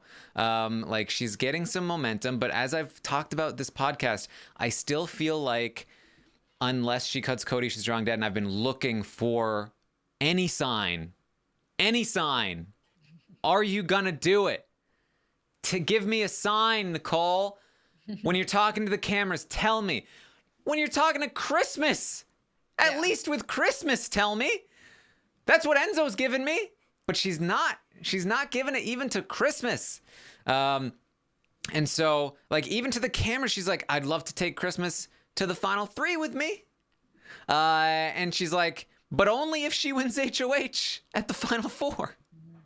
So it's just like, oh man, it's so frustrating. I'm so frustrated with Nicole this week. I just want to like get in her head and just be like, just cut Cody. He is not your Derek. I mean, he is your Derek. Yeah, I was like, wait. But he's not worth it. Yeah. You would have taken Corey and lost to Corey. How would you feel now about that? How would you feel now? Don't do it to Cody. But I just think she is just the history. She was willing to take Corey. She was willing to take Paul over James. And I just feel like that is who she is. And I just don't feel that she's willing to cut Cody. And because of that, it's just so hard to believe that she's capable of winning this game at all. And so honestly, I'm inclined to give her a 5, but there's still 2 weeks. There's still time. And so because of that, I'm giving her a 6. That's you know, she did win some competitions. She's proved that she can do that. She does recognize that she wants Christmas in the final 3, even though she's not willing to do it. But maybe she will be. And you know, she still has a couple weeks to reconsider this whole Cody thing. Yeah, so I think like I'm very confused, I guess, with how like Nicole really views herself and how Nicole like does she think that she is playing at, like she said like, yeah, I'm a mastermind or whatever, but also like I think she does kind of have like just some form of like just low opinion of herself, or like some kind of low, like she isn't willing to give herself the credit. You know, she does a lot of the time she doesn't give herself enough credit, and so I feel like that's manifested in the way she plays the game. And so and I think that's manifested in, like you say, like she like wants to go with the Pauls and she wants to go with the Coreys and the Codys. So yeah, I'm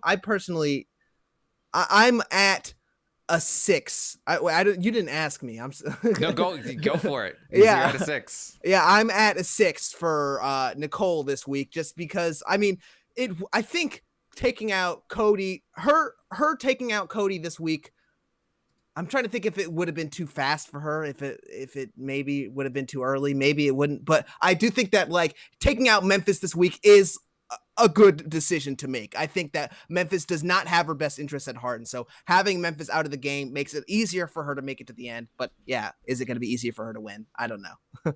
Mm-hmm. Melissa, what do you think? Well, I have faith in our true winner. And I am giving her an 8. An 8? I really am. I think that I see the prophecy it being fulfilled. I see her winning. And I think that she did what she needed to do this week. You know, Memphis wasn't including her in his alliances, and she put him on the block and is getting him out. And, you know, I think that I see a situation where she gets to the end and people want to reward her. I see a situation where they say, look, she's a 2-time winner. Or she's a winner and she's the only winner. And, you know, and how could we have let this happen? I mean, we thought this whole time she wasn't a threat. And now look at her down the stretch. She's winning these comps. She's getting out these strong competitors. I don't know. I mean, I feel like I see a situation for her winning, and I think she played this week really well. So, yeah, I got to give it to her. You know, I was down on her last week. I gave her a 5, but I think this week I see something else. So, you know, I'm going to give it to her. So what? Because genuinely, I'm curious. Like, what's the what's the scenario you see her winning the game? I honestly like. It is emotional. I think that I don't see it in like a logical way, because I think it's the same thing as like Josh winning or like Casey winning. I felt like there was no situation where those people were going to win. And same with Nicole and Big Brother 18. I just feel like I didn't see a situation where they win and then they did win, because juries are insane and you can't predict what they're going to do. And every time we try and predict, it's an exercise in futility because they never do what we think. So I just think that like maybe there's not like a logical reason where we can go through like why I see Nicole winning, like that we can go through and be like, okay, this person will vote this way, this person will vote this way. I'm just seeing it as a situation where it's like I could see the emotions being there, which would make them vote for Nicole. Yeah, I was just gonna say, like, there is like such a fascinating wrinkle, and I totally agree with you, Melissa, that like Nicole being a winner is like, for some reason, like that is the strangest part of it all, where of course no one in the house really respects Nicole's like win, and no one like really respects her, like, or I guess like as a winner they don't really take that seriously, but at the same time they all know, I think I heard Memphis talking about this before, like if Nicole is up there in the end, you do have to reward that. You do have to, like, she's won the game before and she made it all the way to the end again. Like, there is an element to say, like, hats off. I mean, I know we've discussed it before about like if she could win or not, but it is just, if she really goes with that angle, I could see it, Melissa. I really could.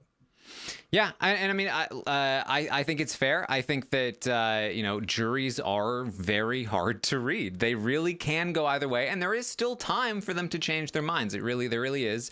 It's, for me personally, as somebody that called the Nicole win and the Josh win and I thought Tyler would beat Casey, but I thought it would be close.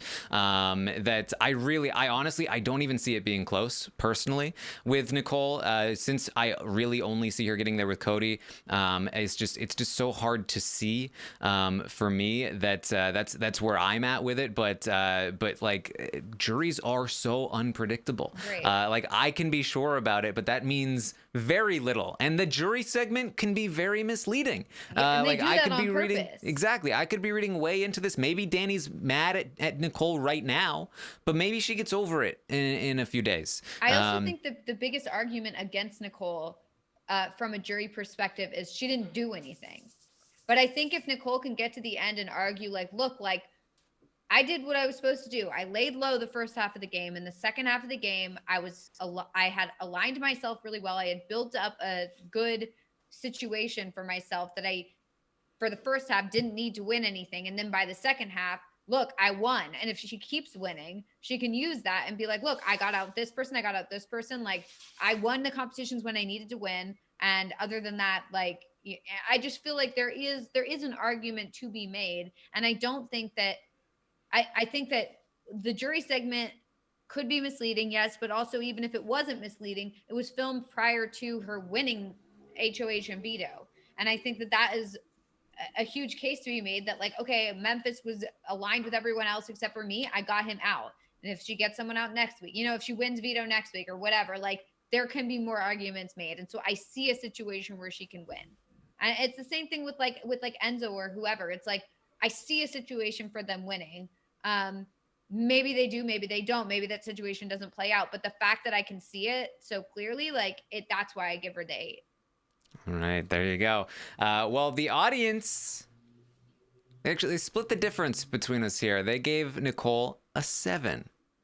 A 7 there. Yeah, I mean, like I said, it's always very difficult to predict the jury. We could get a jury segment, next week or whatever, and they're all of a sudden they're like, "Ooh, look at Nicole. Look at Nicole." You never know for sure. That's the highest the audience has been on Nicole, right? It might be. Let's see here. Yes. It is. There you go, audience. Wow. You did it. Yep, they finally got above it. It only took 5 people being in the house. Yeah. To finally be like, oh, reluctantly.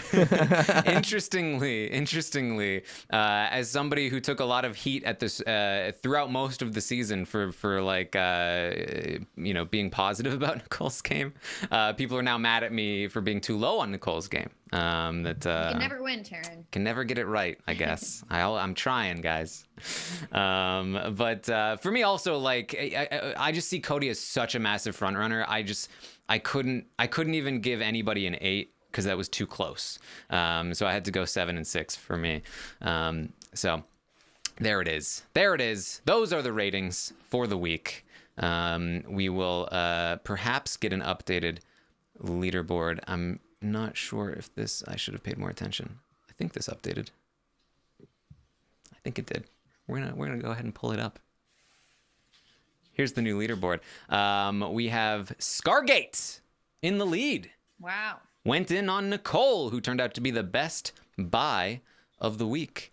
We've got Liv here in second, who went in on Cody. There you go. And then for all those people saying that I scored Nicole so high because I bought Nicole, I'd like to say that I am blaming some people this week, particularly Mel Holst and others that typically remind me week to week to do something with the stock watch, because I definitely had all my Tyler stock and forgot to do anything about it. So that is really, honestly, it's like on you guys. It's not on me. Like, there was nothing that could have been done on my end, but like, I was not reminded by my normal reminders. And like, where were you? You know? Shame on you guys. Shame on all of you. Honestly, like, shame. I can't believe they did that to you. They did it on purpose. Shame on all of you. Like, really, honestly, the one thing we can say is that the one person who cannot be blamed for this week is me, but everyone else can take a fair share of their blame. There you go. You fell just 100 places. Not too bad. Not too bad. I literally, I had all my stock in Tyler, and now it's gone. So I literally last night realized this. I was in bed, trying to sleep, and then I was the stock watch. And it was not great. Well, here's some good news for you. Brent actually did worse. Oh, good. This week he That's went all in enough. on Enzo, which was worse than what you did, I think. Oh, thank God. No, Phil, actually, I think I was at 700 or something, and he's at 600. Well, he fell over 200 places. You only fell 100 places. Well, I'm still worse than him. You are, yeah. I still was doing literally, worse. this is the first year that I've actually been doing pretty well in this stock watch, and this is the one time that not doing anything ended up being the wrong move for me. All right. Phil, are you in here? I forgot to register on the first week, so I am always just checking the site, but I actually don't. I don't play. Great. Yeah. All right. Well, I also took a hit this week, but not too bad. I dropped 59 places. I did go in. I went in on both Nicole and Enzo actually, and that wasn't good enough. But I'm still in top 100, clinging in there. Hanging in there. Killing it. All right. A bad week. And So there's really no saving it too, because all my stock is gone. You still have $600. I was rich. I was raking in the cash at the beginning of this whole process, and now look at me, destitute. Yeah. All right. So I had some other questions. How would you rate the episodes this week? I asked the audience. The audience said 4.5 out of 10, down from the 5.1 last week. I asked them to rate the feeds, 3.3, down from the 3.7 last week. And then I asked how do you rate the season as a whole so far? 4.3, up from the 4.2 last week. There you go. Yeah, I mean, I think it's so weird that I wish the triple eviction happened 3 weeks earlier, because now we're just kind of stuck with watching like Christmas walk in on Enzo in the bathroom 2 times because there's only 5 people in the house and there's not much to even watch at this point. I mean, it's still always fun, but I expect those to continue to drop when there's 4 and then there's 3 people, but we'll see. All right. I asked you to rank the players from your favorite to your least favorite in the top spot. Melissa, do you have a guess? These are players that are still remaining in the house? Remaining in the including house. Everyone? Okay. I think number 1, Enzo. Correct. Yep. Number 2. Number 2, Cody. Correct. Number 3. Memphis? Incorrect. To Nicole? It's Nicole. Whoa. She's out of the second to last spot. Not only, yeah, like if you really just think about it, she's 3rd place. So she is top 3 Yeah. for likability. Here's the thing. Like, I'm telling you guys, the audience is coming around on Nicole already. All it took was 2 competitions. Honestly, they love her now. Fan They gave her a Nicole 7 for the Franzel. first time. They're getting mad at me for giving her a 6. I'm telling you. This is how it happens. This is how it happens. Yep. All right. Then Memphis, then Christmas in last place here. I asked, who should Nicole have targeted this week for her game? People overwhelmingly said Memphis was the right call. Tend to agree with that as long as she's willing to cut Cody, but she's not. Yeah. Who should Enzo and Cody vote out this week? About 60% of you said Memphis. Memphis is the right call. There you go. And then I also asked if Cody had to choose between Nicole and Enzo, who would he choose? It was a close one, but the audience said he chooses Enzo. More loyal to Enzo. Asked who you wanted to be evicted this week. The majority said Memphis, although it was kind of close. And then I asked, who do you want to win HOH next week? 50% said Christmas. Really? It's turning around. The people love Christmas now. Here's the thing. So I asked who they want to win HOH, and a lot of people are like, why didn't you ask who you want to win veto? And I was like, because it depends. Like, whoever wins veto, it depends on who won HOH, Right. what they're going to do with it. And so I could ask, who do you want out? But that's boring. I wanted to ask, who do you want to win HOH? That's an intricate question. Who do you want to be safe, essentially? But I think that some people answered this question and they said Christmas because she'll take out Cody. But here's the problem. If Christmas wins HOH, that's actually great for Cody because he can't be evicted at that point. because Christmas can't vote, which means the only people that will vote if Christmas wins HOH is Cody, Nicole, or Enzo, none of which will vote out Cody. How great would that be? How hilarious would that be if Christmas wins HOH and she's celebrating and then Cody runs up and hugs her? Yeah, He's this right is there better with than if Enzo had won. This is almost better than if I had won. Thank you so much, Christmas. You changed my game. She's like, what? And then I had the jury questions here. Who do you think the jury is more likely to vote for? So this I think this is getting interesting because there's only 5 options, and I think we can actually make some decent calls here. I asked, who do you think Ian is more likely to vote for in the final 2? And the audience, by a hair, said he's most likely to vote for Nicole, which I think is possible. I do. But I feel like he's more likely to vote for Cody. And Cody is a close second here. And that's the reason why is because Ian was saying Danny's running the game, maybe Tyler's running the game. When he was doing his exit interviews, he said Cody is doing so well. He's never said anything positive about Nicole other than like, I don't blame her for my eviction. It was a game move. I just don't know if he has the respect level there to give Nicole that vote. I think he could, But against Cody, I'm not sure. Against Enzo, I think the only way Enzo is sitting there next to Nicole is if he had cut Cody. So we talked about that before. I feel like Enzo has a decent shot. But then it's Memphis and then finally Christmas, which I do agree with. Yeah, I think Ian will just go for whoever gets him. Whoever Ian feels like they're the one who got me, that's the person he's going to vote for. So I feel like most of that depends on just the way that the speeches are handled and the way they approach Ian. Mm-hmm. So then Davon, the audience says Davon is most likely to vote for Cody. I think that's fair. I think she probably would. Second most likely, Enzo. Pretty close to Cody. I think that's also fair. I think there's a chance she could vote Enzo over Cody. I do. She had a much closer relationship with Enzo. She was probably disappointed in his decision in the triple eviction, but there's time to get over that. And time to remember, like, oh, yeah, I don't like Cody that much.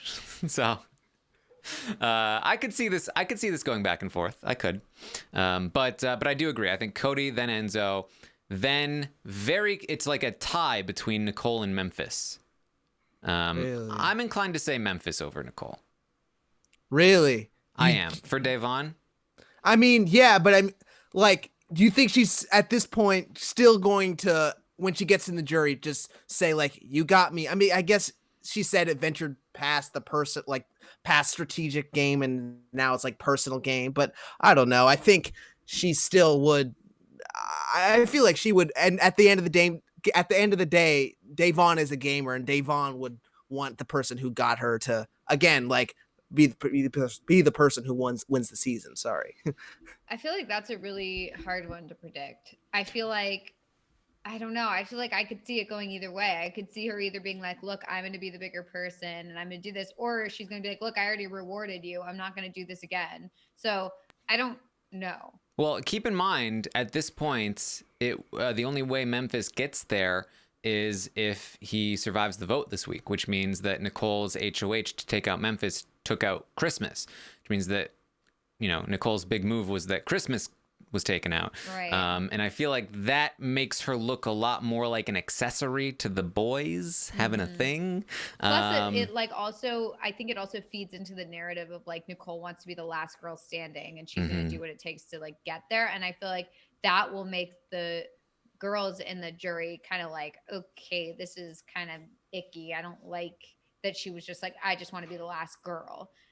So I think that if she gets out Memphis this week when she had the opportunity to get out Christmas, I think that is better for her in the jury, because I think that it kind of helps to like rid her of that narrative, even though like that narrative still is a thing and people will still think about it. At least it's like, look, she had the opportunity to get out Christmas and she did it because she knew it wasn't good for her game, or she knew it was a better move to get rid of Memphis. So I don't know.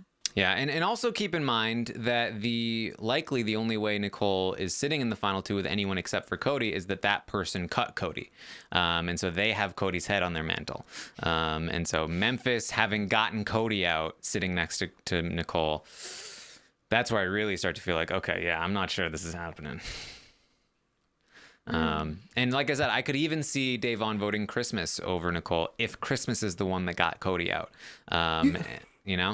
You think she's gonna vote for Christmas over Nicole? Look, people had the same reaction to me when I said that Davon was gonna vote for Nicole over Paul.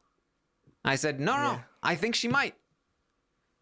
And I think she could vote for Christmas over Nicole. I think she could. I don't think she's more likely to. I think she could. I would say like 75-25 she votes Nicole, 25 she votes Christmas, if Christmas is the one that takes out Cody.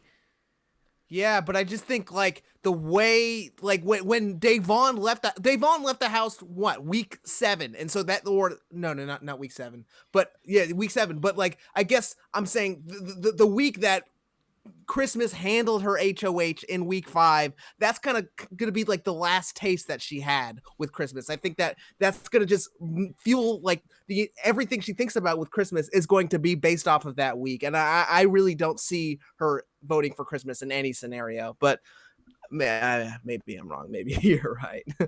Yeah. All right. So then we have Kevin. And the audience says that Kevin is most likely to vote for Enzo. Most likely to vote for Enzo. Yeah. I think this is a fair take. I think that Kevin, like, does Kevin strike you as the kind of person that like goes against the grain? Like, if Cody's sitting next to Enzo, most people are voting Cody. Does Kevin go, nah, I'm voting Enzo? I think he might, honestly. I think he might be like, you know what? Cody's going to win this thing, deservedly, but Enzo was nice to me. I'm going to give this to Enzo. I could see that. Yeah. It's going to be like Donnie voting for Cody over Derek or something like that. Yeah. So that's 2 potential votes for Enzo over Cody. But I think that's probably where it stops. Then I have David. Hold on, Kevin, Enzo. They actually put Nicole over Cody as well.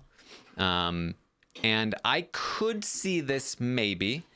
I think if Cody won the final 3 HOH and took Nicole, I could see Kevin voting for Nicole. But if Nicole won the final 3 HOH and took Cody, I feel like Kevin would be like, really? The final nail in the coffin for him this season, where it's just like, are you kidding me, yo? Yeah. That's how I feel personally.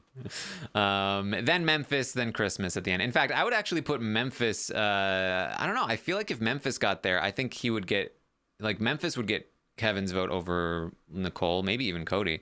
That's what I'm saying. Yeah, Kevin had great things to say about Memphis.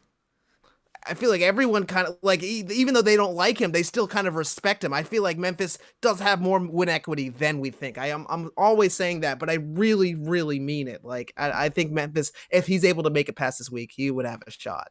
Mm-hmm. Then we have David. People said that Cody is most likely to receive his vote. I agree. Cody followed by Enzo, which I also agree with.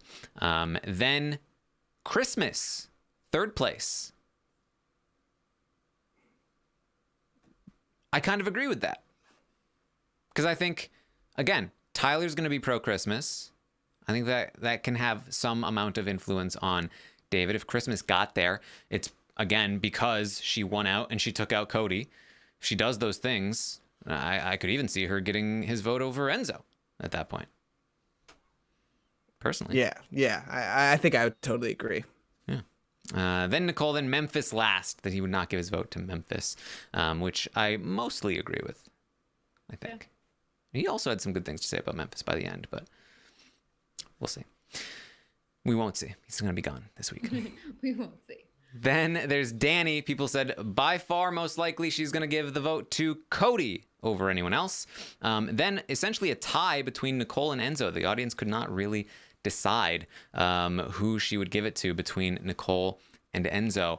I also would be skeptical, but again, when I think about how it happens, the only way it happens is if Enzo cuts Cody to take Nicole, in which case I do think she gives it to Enzo. And if Nicole cut Cody to take Enzo, I think she would give it to Nicole, but I just don't see Nicole doing that at the moment. So I really have, like, I think I have a hard time picturing Danny voting for anyone else but Cody at this point. I feel like she doesn't respect anyone else in the game, like, at all. So it's going to be weird to see her try to rationalize voting for Enzo, even though she was mostly dogging him for a lot of the season. So I don't know. Yeah. Then they have Memphis, and then finally Christmas, very unlikely to vote for Christmas, which I agree with. Then finally Tyler. People said Cody most likely. I agree. Enzo second most likely. I agree. Christmas third most likely. I agree. Memphis fourth most likely. I agree. And then Nicole last. I completely agree with all of these. These were easy choices in my opinion. Yeah, I would agree as well. Yeah. So there you go. That's the pick. So right now, of the we've got what, 5? No, 1, 2, 3, 4, 5, yeah, 6 5. people. Oh, 6. Yeah. 6 people in the jury. Of the 6 people in the jury, if it's Cody sitting next to Enzo, the audience says Cody will get 1, 2, 3, 4, 5 of those votes. 5. It's not going to be 5-4, yo. It's going to be more than that. Well, I of the think six six people in the jury so far, so 5 of the 6 Which votes means that, go to Cody. Right. Okay. Which means that it could be a tie, but the likelihood is it will go to Cody. Then Cody versus Nicole. The audience says that Cody gets 1, 2, 3, 4, 5. Hold on. I feel like I counted that wrong. 5 votes every time. No, there's 2 votes. They say don't go to Cody. 1, 2, 3, 4. 4 votes go to Cody. 2 votes go to Nicole. They say Ian and Kevin go to Nicole, and they say that Kevin goes to Enzo. You should have a little visual where it's like little dots and they like cluster around one, and it's like, what if we just have Cody and Nicole, and then the dots go. Yeah. Just make that happen, Taryn. I think it'd be very cool to see. All right. And then Memphis and Christmas basically get none of these votes against basically anyone. But I think part of that is just kind of like, people don't expect them to be there. Because like I said, I feel like there are some spots where Memphis should be a little higher. But it's a lot of just audience shade. We don't want it, so we just don't want to manifest it in the world. And that's basically it. Yeah. All right. Well, that's what we have for you this week. Let's see. We're on Tuesday here. Only 2 more of these. That's all we got. 2 more roundtables before the season ends. Not a good time to lose money in the stock watch. And so there's going to be a stock watch for the final 3, right? Like the Tuesday night before the Wednesday. Correct. Finale, right? Okay. Yes, you'll be able to decide between the final 3 players. The winner will get a 10 rating. Second place will get a 1 rating. And third place will lose everything. So it's going to be a big risk. Yikes. Big risk for probably not that much reward, to be honest. That is true. Man, that's so crazy that we're already this far in the season. Only 2 more roundtables. Yeah, Wild. it is. I was just I'm glad we had a season. I'm glad we had something to talk about. I'm glad that we've been brought together. That we didn't have to go an entire summer and fall without talking to any of you guys or each other. Honestly, I wish they had figured it out for Big Brother Canada 8. Right. And then we could have, seen the rest of that. But at the time, it was so crazy. But I understand why they canceled it. But, it would have been cool to see that. I hope they have to, if this is one of the few shows that they can do like pretty safely, still pretty cheaply, maybe we will get a, BB celebrity kind of spot. Yeah. And then we'll have Big Brother Canada 9. What is OTT2? We're getting OTT2. OTT2. I mean, if they got nothing else going on and they can't shoot anything else, I mean, I don't know. I think the ratings for that were trash, but I mean, I would for sure watch OTT2 again, and I would love to see it if they were willing to make it. I just feel like OTT2. OTT2. Well, I feel like it's probably more suited for a celebrity edition because OTT required like more, like the feeds were on more. And this season, the feeds on were significantly on less, less more, which I feel like was a necessity because of the like staffing thing. So I feel like OTT probably would require too much work, whereas like celebrity, they can cut the feeds all the time, and there's probably a lot of celebrities who don't have anything better to do right now. That's true, and also it's like probably safer. It's like that NBA bubble. Yeah. It's a Big Brother bubble. Yeah. I think any chance we had of like a Legends season, like a shortened one, probably not going to happen considering the reception to this season. I think they're probably like, all right, no more returnees. Yeah, I probably would be like, and also if I was a returning, I'd be like, yeah, I'm probably not going to do that. Oh, yeah. I know for a fact that some of these Legends have already been like, yeah, I saw the reception to this season. I don't think Big Brother's the same anymore. I don't think I want to do it. Yeah, no, I mean, I don't blame them. At the beginning of the season, I was like, we could do it. Like, everyone's interested. Like, Big Brother Legends. It's like, Ooh, never mind. Let's just do celebrities, I guess, or whatever. Yeah, this is why we can't have nice things. Yeah. All right. Well, thank you guys for joining me. Melissa, any final thoughts? No, I can't believe the season's almost over. It's pretty wild. It'll be very interesting as it gets to the home stretch. I mean, honestly, like if you look at the ratings for these last couple weeks, or at least this week, they're all pretty high. I mean, we have a good amount of people who are like 9, 8, 7, you know, like above 5 and above is essentially what it is. Whereas normally I do feel like we tend to have a few 4s and 3s and then maybe like 1 or 2 quote unquote good players. And so I think that this is going to be really interesting as we get down the stretch because all these players have a chance, I think, to win. So we'll see. We'll see. Phil, any final thoughts? No, I mean, I'm super excited to just be here in the LFC Roundtable just for Brent this week, and I hope Brent, I'm sorry if I did you wrong. I'm sorry if I was being too much of a fancy fencerton. This is directly towards you, Brent, and I hope I did you well, but if not, I understand. No, you did great.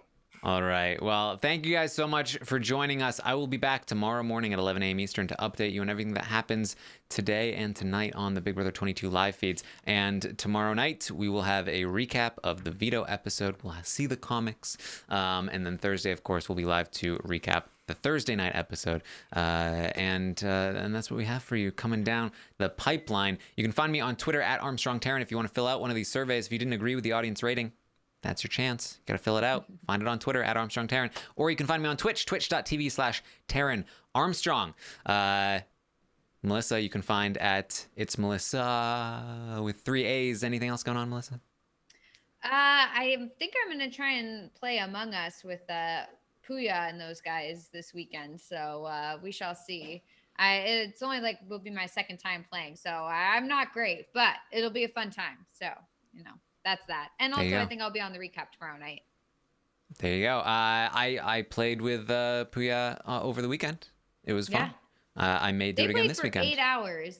They played for 8 hours? Yes. I insane, told him yo. I cannot do 8 hours. I said, I will come on. I'll play a few games. I was there for 2 hours. Is not for me. I was like, I have to tell you the truth. I'm not going to be on for 8 hours.